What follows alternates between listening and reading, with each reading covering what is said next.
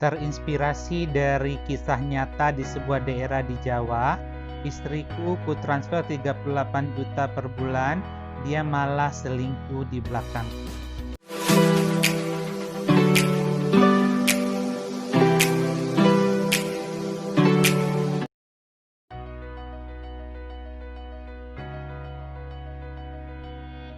Istriku kutransfer 38 juta rupiah per bulan, balasannya dia selingkuh dengan laki-laki lain.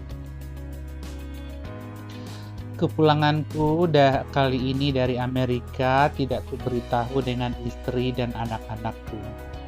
Aku ingin membuat kejutan setelah 4 tahun tidak pulang. Sebenarnya jatah liburan dari tempatku bekerja itu ada setiap tahunnya. Akan tetapi menimbang ongkos pesawat yang mahal, yang mana bisa menghabiskan 50 juta untuk pulang pergi. Aku akan merasa lebih baik ditabung sehingga bisa dikirim pada anak dan istriku di Indonesia. Ya, hari ini aku pulang karena tempat kerjaku terkena imbas pandemik yang begitu parah. Bukan saja orang lokal yang terkena dampaknya, tetapi juga warga Amerika. Karena pemerintah Amerika Serikat sekarang juga cenderung lebih melindungi angkatan kerjanya untuk warga lokal. Aku sudah sampai di Jakarta, menunggu perjalanan berikutnya ke kota Surabaya. Aku mendesah di ruang transit penumpang. Kubayangkan betapa terkejut dan senangnya istriku dengan kedatanganku yang tiba-tiba. Juga dengan kedua anakku yang kupikir tahun ini sudah lulus SMP dan SMA. Tak sabar aku pengen memeluk si bujang sulungku dan si Upik anak bungsuku. Selama 4 tahun di Amerika, aku benar-benar irit dalam pengeluaran. Gajiku kugunakan untuk kebutuhan yang seperlunya saja. Aku tidak pernah jalan kemana-mana. Boleh dibilang sisa gajiku yang tidak kupakai semuanya kutransfer ke rekening istriku.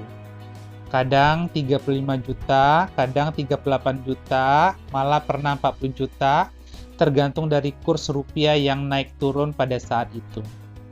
Aku percaya dengan istriku. Apalagi katanya dia sudah membeli tanah kosong di samping rumah kami yang katanya dijual oleh tetangga. Dan di atas tanah itu akan dibangun rumah kami yang baru. Karena sibuknya bekerja, aku tidak sempat menanyakan istriku sampai di mana perkembangan pembangunan rumah baru kami. Entah mengapa di dalam mobil travel yang sebentar lagi sampai di rumahku, hatiku kurang enak. Entah apa penyebabnya. Kuhibur hatiku membayangkan kedua buah hatiku akan memelukku, istriku akan mencium tanganku. Tadi di bandara tak lupa aku membeli kue donat kesukaan kedua anakku ketika kecil sebanyak 2 kotak di bandara Juanda tadi. Tiba-tiba suara supir travel membuyarkan lamunanku. Sebelah mana rumahnya ya Pak? Lurus saja. Nanti setelah perempatan berhenti pada rumah kedua sebelah kiri, jawabku. Hari menunjukkan pukul 10:12 malam ketika kulihat arlojiku yang telah kusesuaikan dengan waktu Indonesia ketika berada di Bandara Soekarno-Hatta tadi. Setiba di depan rumahku, sopir mengeluarkan koper dari belakang mobil. Kulihat rumahku. Aku sedikit terkejut. Tidak ada terlihat ada rumah baru yang katanya dibangun istriku di samping rumah kami yang lama. Yang berubah cuma rumah kami yang berubah warna catnya. Itu saja. Hatiku mulai menduga-duga bercampur rasa kecewa dan marah dan dak-dikduk. Ada apa ini? Kemana uang yang selama ini kukirimkan pada istriku?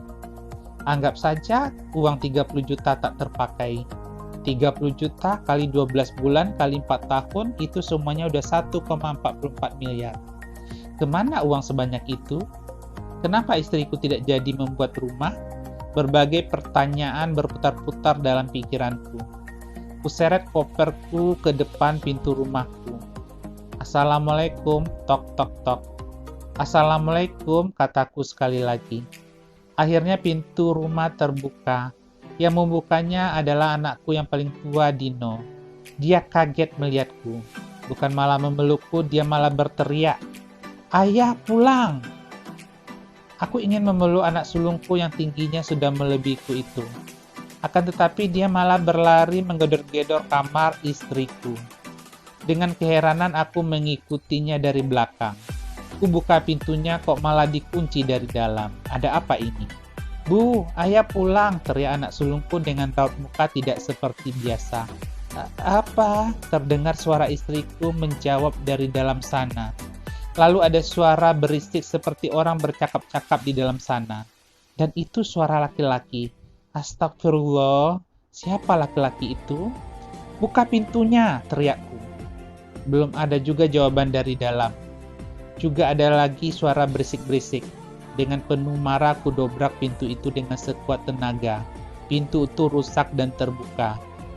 Kulihat ada istriku dan seorang laki-laki di dalam kamar. Sepertinya mereka baru saja berbuat sesuatu yang enak-enak terlihat dari muka keduanya yang kusut masai. Aku tak percaya dengan apa yang kulihat. Darahku mendidih melihatnya. Langsung aku berlari ke dapur.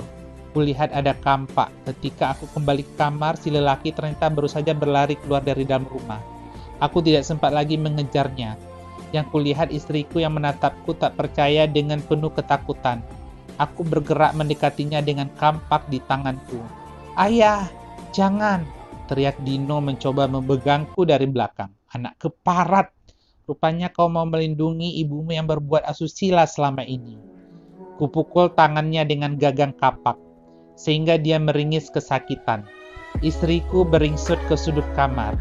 Mas, aku bisa jelaskan. Jelaskan apa lagi, lontong? Mas, aku belum sempat dia melanjutkan kalimatnya. Keras, kapakku sudah menancap di bahunya.